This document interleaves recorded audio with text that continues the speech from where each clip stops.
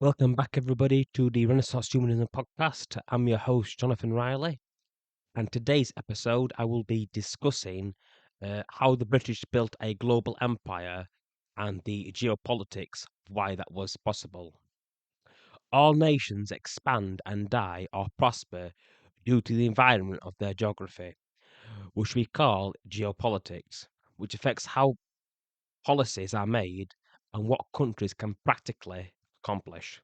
For instance, if a nation historically did not have access to coal and steel, it would not be able to industrialize. For England and the greater United Kingdom, made up of England, Scotland, and Wales, its geography does not give it a fantastic advantage that enables British to build the world's largest empire we ever will be and we will ever see. For the British Isles, half of its landmass are mountainous, particularly in Wales and Scotland, which is why even to this day they have a lower population than different parts of the United Kingdom. England's biggest county, Yorkshire, has over 5.4 million people, a larger population than Scotland and the Principality of Wales, with the Welsh population of over 3.1 million and the Scottish population just below 5.4 million. The overall English population is between 55 to 60 million, which dominates the political union of Great Britain and Northern Ireland. This is one reason why federalism will never work for the English constitution, because for that system to work, England must be suppressed, according to the historian David Starkey. This is all to do with geopolitics, because the much smaller population in England and Wales is because in the case of Wales, it is much smaller than England, and both kingdoms and principalities are mountainous, making it much harder for them to develop agriculture. It was not until the Industrial Revolution that the population of England reached over 6 million, and it was not until the Napoleonic Wars that the population went into two digits. Demographic change was due to the Industrial Revolution and the Agricultural Revolution in the 18th century, which meant that England could sustain a much larger population. When listening to this, you may wonder why I talk about England and Great Britain as two different entities. The truth of the matter is that England is is a constitution. Constitution is not a union of nations, but a union of parliaments with the Act of Union in 1707. Scottish were given higher representative in Parliament and maintained a separate legal system based on Roman law, not the English common law, and the education system is also separate, and they also have a Presbyterian church, not the Anglican Church of England. This is because the Scottish nobility failed to build their own colonial empire and needed England to pay off their debts.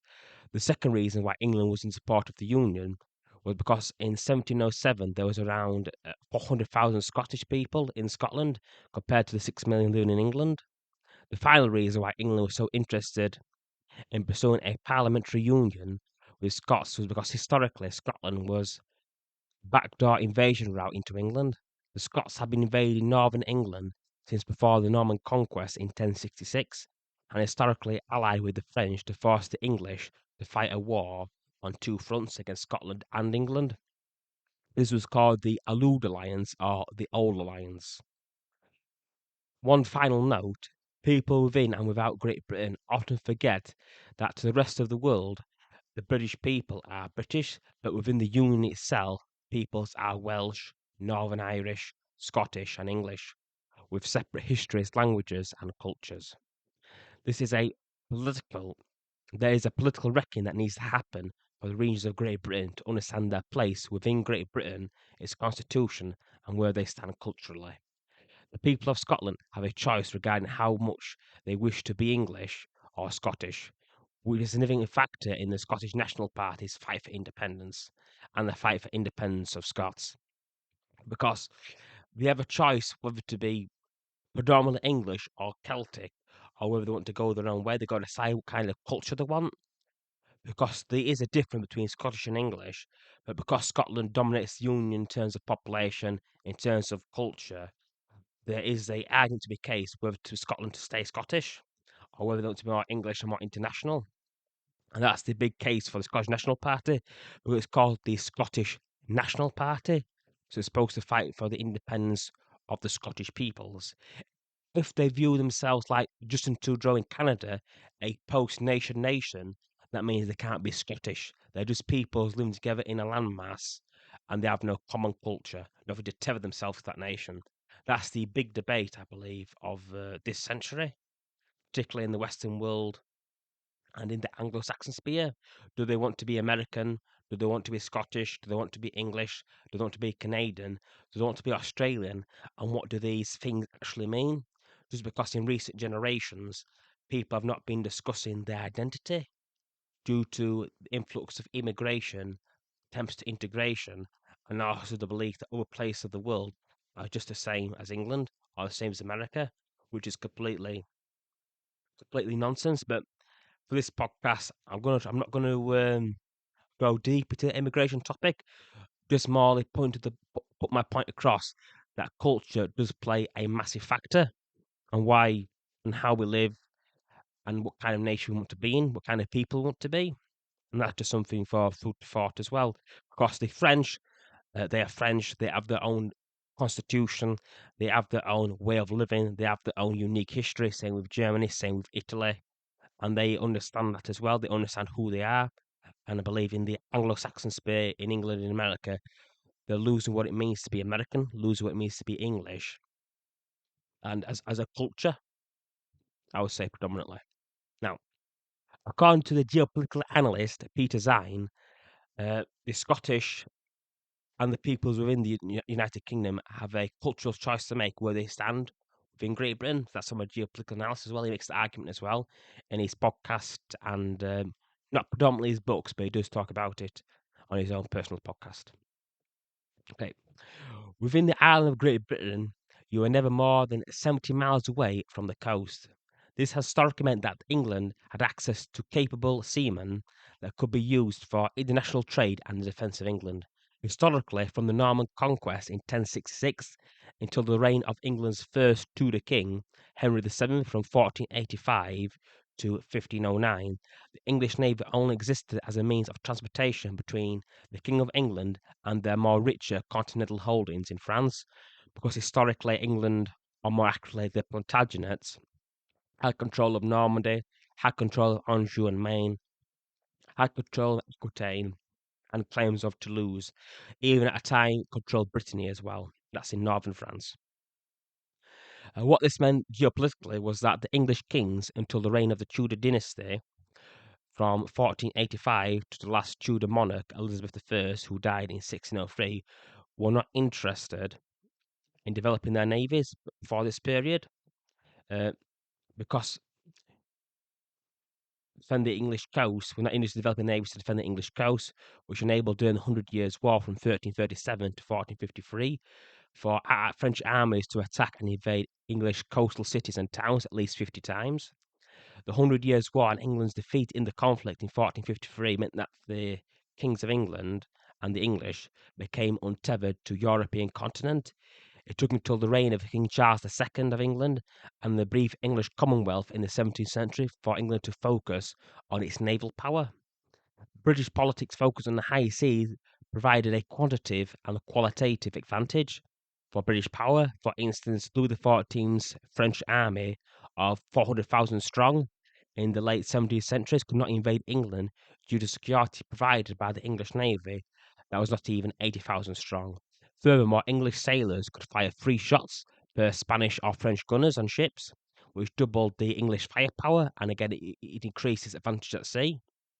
As the continental islands got bigger, reaching hundreds of thousands in the 16th century, England, with a much smaller population than France, which was over 25 million, which was larger than the Russian population in the early 19th century and the largest population in Europe, the British were not able to compete on the European continent or willing to invest in a land-based military due to the army being seen as a force of tyranny that suppresses the freedom of the English peoples, which was used by Charles I, Oliver Cromwell, King Charles II, and James II to suppress English freedom. This was why, after the 7 Years' War in the 1750s and the early 1760s, the British military, rather than being deployed to Britain, were sent to the United States just because people in England saw the army as tyrannical. So they thought to themselves, we've got this army, we've just fought a big war with France, we need these soldiers, we don't want to sack them all, so where we're going to place them. So the solution was to just plonk them down in America just because they didn't want them in England.